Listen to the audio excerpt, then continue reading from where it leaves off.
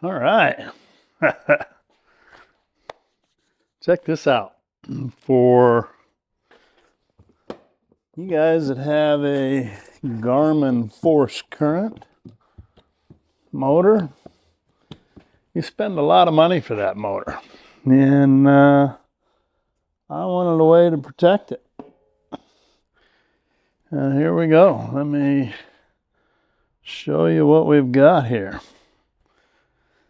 I put this case together the other day. Actually, I still got a couple of things I need to do to it. I saw somebody else had done this, so this isn't my idea. I certainly borrowed the idea. I saw it. It was a good idea. So we did it. I'm going to finish it up here today. I'll leave the specs and things of the case that I got. It's a tight fit even with this case, and I couldn't find another case that was just a little bit bigger, but this is going to work out really well, actually. I'm going to use some spray glue. I don't want this falling out, so I'm going to put some spray glue in there to hold that. Also, some of this foam in here, I'm going to spray so these two pieces stick together. But this is nice. It's going to protect this motor quite well. I mean, you spend a lot of money on these things, anywhere from, $3,000 to $3,500 plus bucks. You want to take care of this, and this is going to be a nice way to transport it. And actually, I can throw this on my roof. It is sealed. I don't think it's 100% waterproof, but it's pretty damn waterproof. I wouldn't mind it being on the roof in a rain shower or whatever. I think it would be just fine. So anyway, we're going to finish this up. We're going to spray the glue on, and we'll have another look. And stick around and watch the finished product come through. Anyway, here we go. Let's get ready.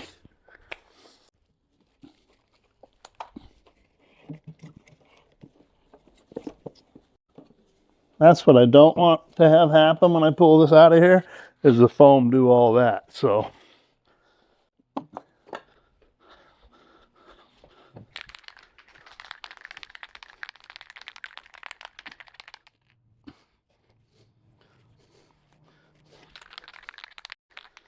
we just got some Gorilla spray adhesive, Gorilla Glue spray adhesive. I think this ought to do the trick.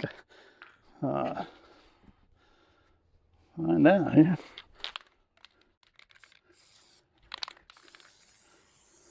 Don't want to get any on my truck, that's for sure. And you don't need a lot of it. Just a little bit. I think that's probably plenty.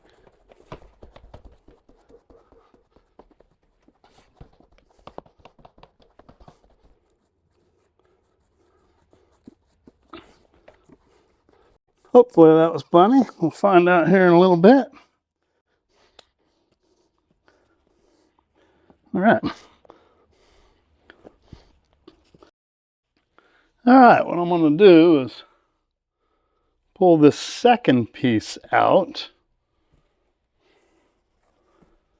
Right here. Take an old piece of cardboard here.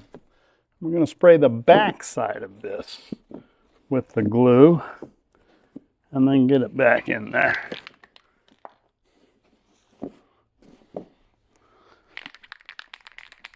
See if we can do this without making a mess.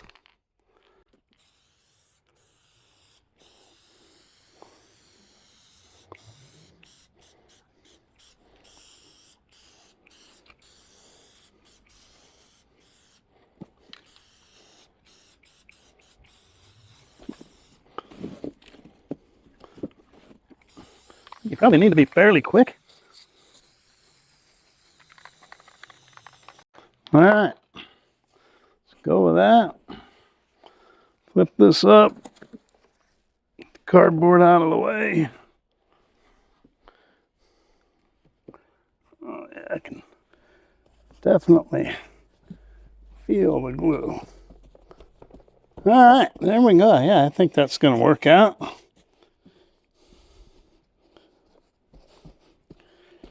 Make sure that it's tacked There we go. Oh yeah, I can already feel that sticking nicely, and so is this, by the way. Yeah, it's sticking on there very nicely. This is sticking really nicely as well. And what we'll want to do is spray the backside of this other piece as well, and then we'll stick it on top of this one. And you'll want to take some time with this piece to line it up nice and straight, but shouldn't be a problem. And then once I do that, I'll explain how I did the cutout.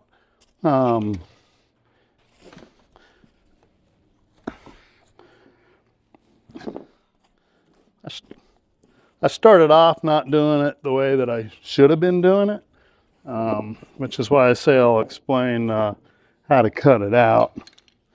I thought I wanted to cut this out exactly, you know, with the curves and everything of the motor and stuff. And this is that foam that has all the little squares cut out. So you really can't do that. All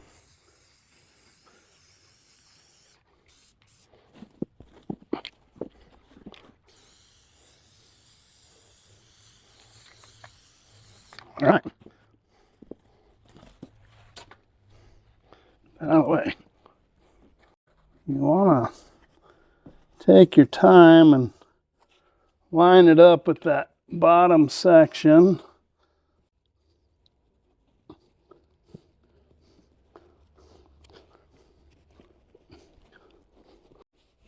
Before pressing down. There we go. Nice. Nice. I think on some of these edges might be a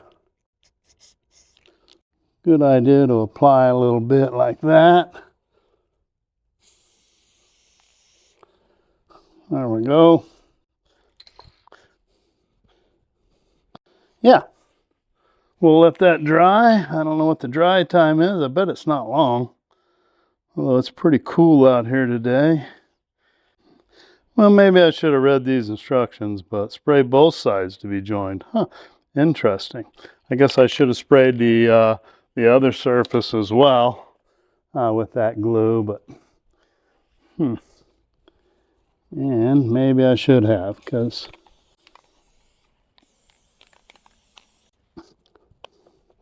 yeah, there we go. That's going this way. Yeah, yeah. So if you do this, spray both sides. And I think you will get a better hold.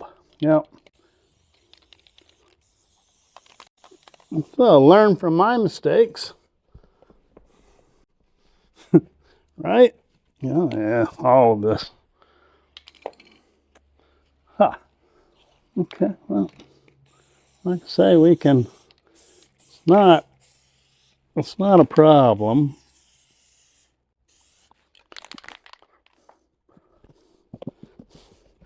Yeah, certainly not a problem. This is that piece came up.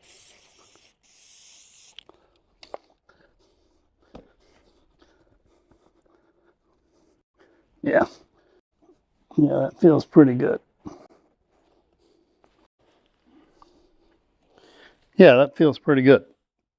So what I initially did with this motor was I laid it on top. And I laid it on top exactly how I wanted it to go into the case. And I just took a black magic marker and I traced around it. All right, I traced around the whole motor. And so that gave me the actual shape of the motor. And then since we're working with these squares, you know, you can't do curves and things like that. So wherever that trace was, I just started plucking out these little squares. I think, yeah, you can see they're separated like that. You just pluck out each little square. And, but, you know, I did it in square sections, you know, sections big enough for the piece to fit. So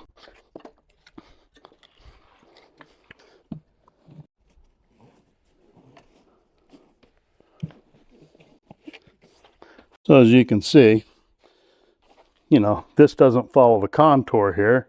It's squared out. The same with where the shaft is. I cut it out wide enough so the whole shaft would fit in there. So that's what you have to do. Added a little section here. That's where my power cord will go. Just tuck the end pieces down there, and this piece, I'm trying to do this with one hand. Makes it difficult, but it will fit down in there like so. And that lid's going to close nicely down on top of it.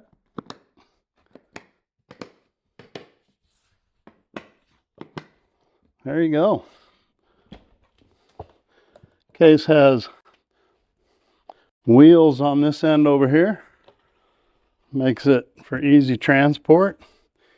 And the case information, I'm going to hold this for you to see right here. It's an intact case. It's 21 pounds. You know, plus your motor. Your motor's another, what is it, 20 something pounds as well. So you got 40 pounds here. You know, that does add some weight, but certainly gonna protect that motor. So anyway, hopefully that helps you guys out. I think it was a great idea and good way to take care of a very expensive